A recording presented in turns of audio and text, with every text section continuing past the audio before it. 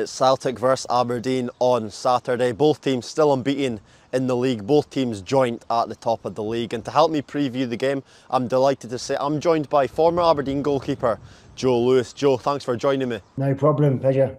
Joe, let's just get straight into it. Both teams still top of the league. How big a game is it come Saturday?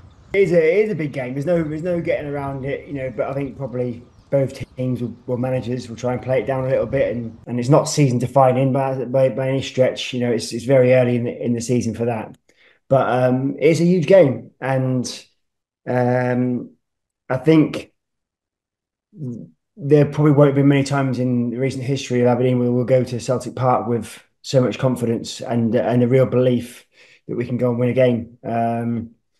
I think last time we went down there and won the last game of the season, we were that team that had that belief. We did have a belief in within ourselves, and there was some real good characters within that squad. And there's a lot of similarities you feel in this. And I mean, that team never went as many unbeaten or wins in a row as this team. So they can't go there with any more confidence than they are now. Did you feel that pressure in the build-up more than maybe another away game? I don't think you feel more pressure. I think when you get there, the occasion's a bit bigger. So obviously you're playing in front of more fans than you do anywhere else in the country. There's that to it, and the pitch just it feels bigger. I think because the stands are massive, and the whole, when they keep the ball like they can do, it can feel like a big pitch anyway. But it's always, for me, it's the characters within the squad, and have you got that determination and the concentration to withstand periods of pressure, which there no doubt will be. You're not going to go to Celtic Park, and regardless of what form you're in, and not have to come under some pressure and sustain pressure at times. But it's having that composure, the players with the real belief that when we do win the ball back, that they're demanding it off each other and making sure they get in positions where they can receive the ball. Because you can't have anyone hiding there. When you win the ball back, you need to retain possession. You need to have a clear plan of where that ball's going to go, where your out balls are, and so your strikers are on the right side of the pitch where they can cause a problem when the ball does get played forward. Because if you're aimlessly hitting it forward because you haven't got time on the ball when you receive it in your own third, it can be a long day, and you can end up being attack defence, and ultimately you can defend as much as you want, but if you come under 90 minutes of attack from good quality players, you will concede goals. So you need to be able to retain that ball when you do get it. And what have you made of Jimmy Thelin so far? Obviously still unbeaten with Aberdeen. What have you made of him? He's been fantastic, and yeah, you could say, a lot of people say he's not really been tested in terms of, for a manager, a real test is when you do go through a difficult period, and how do you deal with that? But he just has not got carried away at all, and he's really been the biggest thing for me. Tactically, he's been fantastic. I think the formations and the way he set the team up, and a few of the players he's brought in, so far, he's been absolutely fantastic.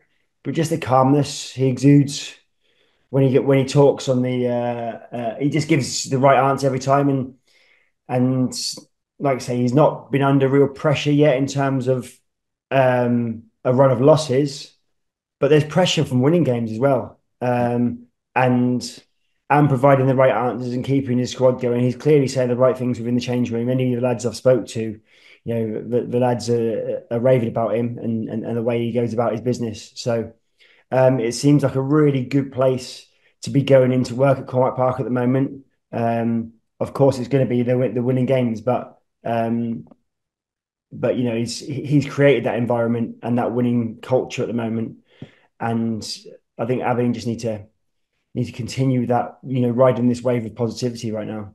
Joe, I've got to ask you, do you feel Aberdeen can split the Old Firm, or would you dare the Aberdeen fans to dream that one bigger and go that bit bigger? I give you any headlines saying we can win the league, but we can. No, it's like I say, there's such a long way to go, and there's some real tests coming up, and there will be some difficult moments within the season. There's no doubt about that. Of course we can split the Old Firm. Of course we can.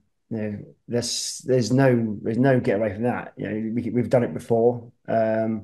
I don't believe that Rangers are in a great place, to be honest, right now. They'll go through little spells of winning some games, no doubt, yeah. But I don't think they're in a good place. They're not on solid foundations within their squad and the way they're playing at the moment. And Aberdeen do seem like that at the moment. It's a very short period of time, really. We're talking about because obviously the last 3 or 4 seasons we've been a bit of a shambles, really. And I mean, I say shambles is probably a harsh word. We've been unbelievably inconsistent, and too many low sustained low periods. But as much as the criticism can come the way of the board and the management team in the past few years, you've got to give them the credit that it's come good. Now, like I say, it is a short period of time relatively, but can we sustain that? They seem to have got a fantastic manager in. I've not met him personally. I've not been around him, but the lads speak really highly of him. The ones I know and speak to there, and his results are speaking for themselves.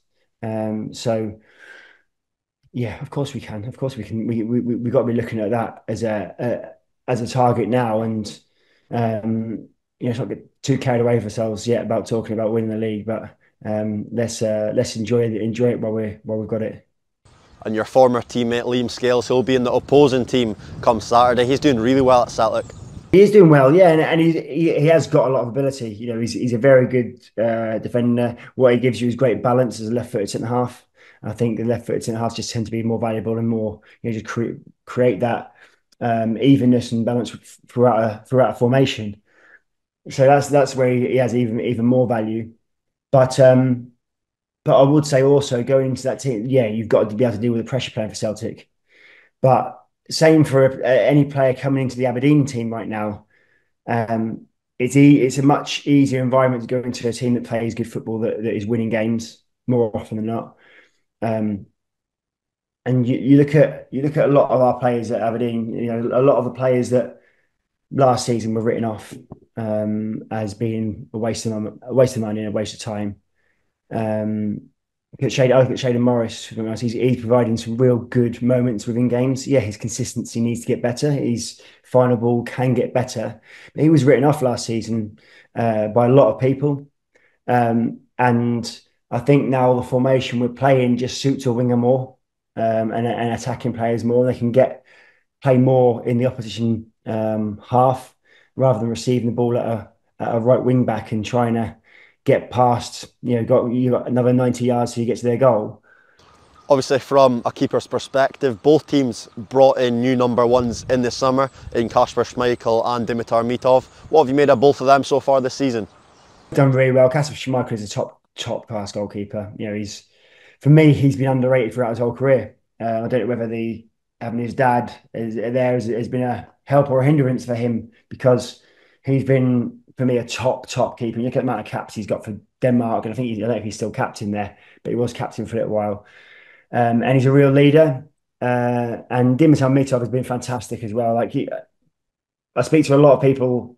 I've spoken to a lot of people who saw him a lot last season at St Johnstone, and he saved them 10, 15 points. He probably won them 10 or 15 points. So he brings something to this team. Definitely, he's got a lot of confidence. I'd argue say maybe his weakest game was possibly the Hearts game. But what you've got there, which is fantastic for everyone within that team, is that if someone does there was no glaring errors from my point of view looking at him. There was no glaring errors, but the team dug him out of a little bit of a not he wasn't in a hole, but a difficult situation, and we won the game.